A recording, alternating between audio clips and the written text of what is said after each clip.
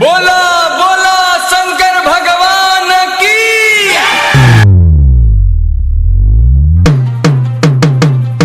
Mix by Ragini recording studio Mirganj.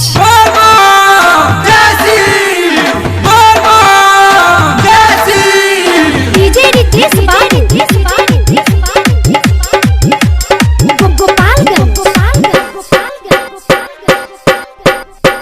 हमके भांगे तू पिया द जल्दी पीस के ले आ द। हमके भांगे तू पिया द जल्दी पीस के ले आ द। जल्दी खोटे के ले आ वही धर दौरा।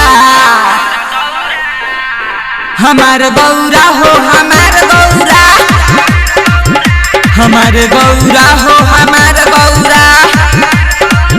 हमके भांगे तू पिया द जल्दी पीस के ले आ द। हमके भांगे तू पिया द जल्दी पीस के ले आ द। जल्दी खोटे के ले आ वही धर दौरा। हमार गौरा हो हमार गौरा, हमार गौरा हो हमार गौरा।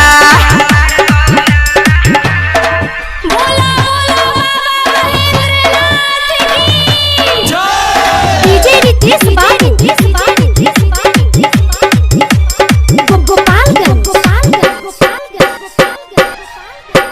जाने की मन नहीं भावे हमके मेवा मलाई हो मेवा मलाई।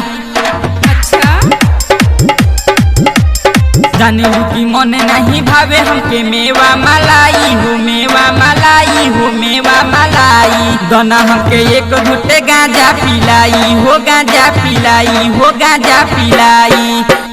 चढ़ल बाटे सावन मन भइल बाटे पावन, जब से चढ़ल बाटे सावन मन भइल बाटे पावन। भूखे लागल बाटे जल्दी से लाई रौरा। हमार गौरा हो हमार गौरा, हमार गौरा हो हमार गौरा। डीजे रितेश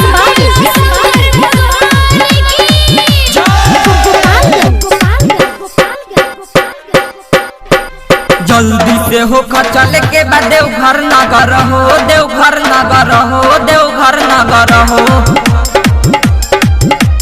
रमन रंगीला गावताटे भजन हो, गावताटे भजन हो, गावताटे भजन हो। रमन रंगीला गावताटे भजन हो, गावताटे भजन हो, गावताटे भजन हो। पहिला सोमारी भीड़ भइल बाटे भारी, अरे पहिला सोमारी भीड़ भइल बाटे भारी। कैला से पर्वत के लैला चौरा। हमार गौरा हो हमार गौरा, हमार गौरा हो हमार गौरा। हमके भांगे तू पिया द जल्दी पीस के ले आ द। हमके भांगे तू पिया द जल्दी पीस के ले आ द। जल्दी खोटे के ले आ वही धर दौरा। हमार गौरा हो हमार गौरा, हमार गौरा हो हमार Gaura. presented by Ragini Music।